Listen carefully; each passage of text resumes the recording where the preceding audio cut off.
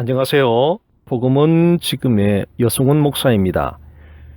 구약 성경과 신약 성경이 어떤 책인지를 간단하게 설명해 보실 수 있겠습니까? 구약 성경은 숨겨진 그리스도이며 신약 성경은 드러난 그리스도입니다. 구약 성경은 그리스도에 대한 약속이며 신약 성경은 그리스도의 약속에 대한 성취입니다. 구약 성경은 그리스도에 대한 그림자이며 신약 성경은 그리스도의 실체입니다. 구약 성경과 신약 성경이 일관되게 증거하는 한 가지는 그리스도입니다. 이 사실은 그리스도께서도 친히 증거하셨습니다. 너희가 성경에서 영생을 얻는 줄 생각하고 성경을 연구하거니와 이 성경이 곧 내게 대하여 증언하는 것이니라. 요한복음 5장 39절 말씀입니다.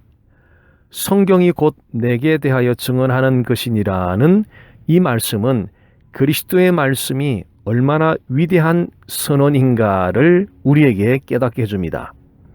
성경이 곧 그리스도를 증언하는 경전이라는 사실을 성령의 역사로 말미암아 마음의 진실로 깨닫게 된다면 모든 설교와 모든 성경 공부와 모든 양육 공부와 모든 신앙 활동들과 모든 은사 사역들이 필연적으로 그리스도를 초점하게 될 것입니다. 사람들이 그리스도를 초점할 것을 강조하는 차원에서 아주 강력한 변론을 사도 바울이 펼친 적이 있습니다. 지혜 있는 사람이 어디 있습니까? 이 시대에 철학자가 어디 있습니까?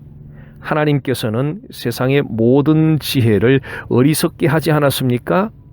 유대인은 표적을 구하고 헬라인은 지혜를 찾으나 우리는 십자가에 못 박힌 그리스도를 전하니 그리스도는 하나님의 능력이요 하나님의 지혜니라. 고린도전서 1장 20절에서 24절 말씀입니다. 그리스도는 하나님의 지혜입니다. 이 말씀을 잠언 말씀에 등장하는 지혜에 대입하여 읽어보면 잠언서가 얼마나 놀라운 진리를 선포하는 책인가를 발견할 수 있습니다. 지혜는 진주보다 나으므로 원하는 모든 것을 이에 비교할 수 없음이니라. 잠언 8장 11절 말씀입니다. 진주는 세상에서 가장 값진 것에 대한 상징입니다. 그런데 세상에서 가장 값진 것보다 지혜가 더욱 낫다고 잠언 기자는 말합니다. 다시 말하면 지혜는 세상에서 비교할 대상이 없을 만큼 독보적으로 탁월한 존재라는 말씀입니다. 그 지혜의 정체가 어떤 것인지를 이어서 설명합니다. 여호와께서 그 조화의 시작 곧 태초에 일하시기 전에 나를 가지셨으며 만세 전부터 태초부터 땅이 생기기 전부터 내가 세움을 받았나니. 잠언 8장 22절 23절 말씀입니다. 지혜가 여호와 하나님께서 천지 만물을 창조하시기 전부터 존재했었다고 말씀하고 있습니다. 여호와 하나님께서 천지 만물을 창조하시기 전부터 존재했던 지혜의 정체가 무엇입니까? 요한복음 1장 1절 말씀을 상기해 보십시오. 태초에 말씀이 계시니라. 이 말씀이 하나님과 함께 계셨으니 이 말씀은 곧 하나님이시니라. 태초는 초시간적인 의미로 영원을 나타내는 용어입니다. 즉 여호와 하나님께서 천지 만물을 창조하시기 전에 영원한 시간을 의미합니다. 여호와 하나님께서 천지 만물을 창조하시기 전에 영원한 시간에 말씀이 계셨다는 것입니다. 여기서 말하는 말씀은 헬라어로 로고스의 번역입니다. 로고스는 말, 언어, 가르침, 이성, 근거라는 여러 가지 뜻이 있습니다. 스토아 철학의 기본 개념이 이 로고스에 들어 있습니다.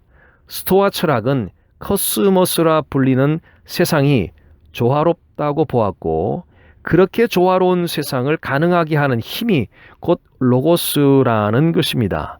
요한복음은 그 로고스가 바로 예수 그리스도라고 증거하고 있습니다.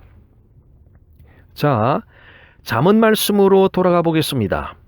나를 얻는 자는 생명을 얻고 여호와께 은총을 얻을 것임이라. 잠언 8장 35절 말씀입니다. 생명은 천국에서 영원히 사는 생명을 가리킵니다. 천국에서 영원히 살게 하는 생명이 누구에게 있습니까? 아들이 있는 자에게는 생명이 있고 하나님의 아들이 없는 자에게는 생명이 없느니라. 요한일서 5장 12절 말씀입니다. 하나님의 아들은 예수 그리스도를 가리킵니다. 예수 그리스도를 믿는 자는 천국에서 영원히 살게 하는 생명을 얻게 됩니다. 다시 말하면 예수 그리스도는 그를 믿는 사람들로 하여금 천국에서 영원히 살게 하는 생명을 제공하십니다. 그 생명이 지혜 안에 있고 그 지혜는 곧 예수 그리스도가 되십니다. 구약 성경에 등장하는 성막과 그곳에 있는 도구들과 대제사장과 그들이 입는 예복과 제사를 드리는 여러 가지 규례들과 지성소에 뿌리는 희생 제물의 피는 숨겨진 그리스도를 나타내며 실체인 그리스도의 그림자입니다. 구약 성경의 뛰어난 인물들은 그리스도에 대한 그림자 역할을 한 사람들입니다.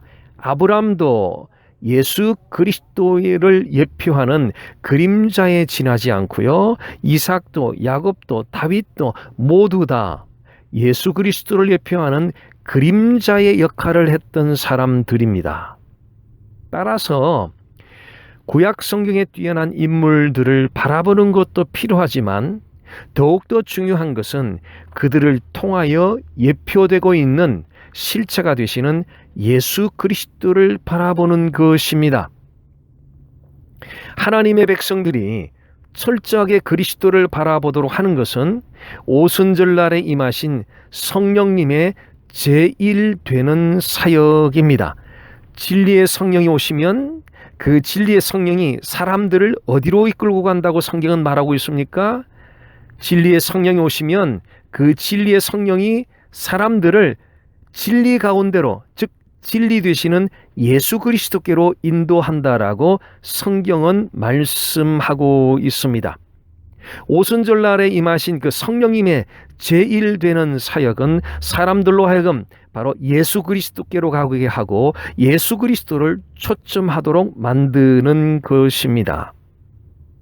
참된 성령의 역사는 사람들이 성경을 읽으면서 그리스도를 만나는 즐거움을 누리게 합니다. 막연하게 성경을 읽는 것이 아닙니다. 막연하게 설교를 듣는 것이 아닙니다. 성경 속에서, 설교 속에서 바로 그리스도를 만나는 것입니다. 그리스도를 만남으로 그 그리스도를 인한 그 즐거움을 누리는 것입니다. 그리스도를 만나는 즐거움, 바로 그 즐거움이 바로 청취자 여러분들의 매일의 삶 속에 날마다 충만하게 넘쳐나시기를 간절히 소원합니다. 저를 따라 선포해 보십시오. 예수님은 나의 하나님, 예수님은 나의 구세주, 예수님은 나의 삶의 주인. 감사합니다. 복된 하루 되십시오.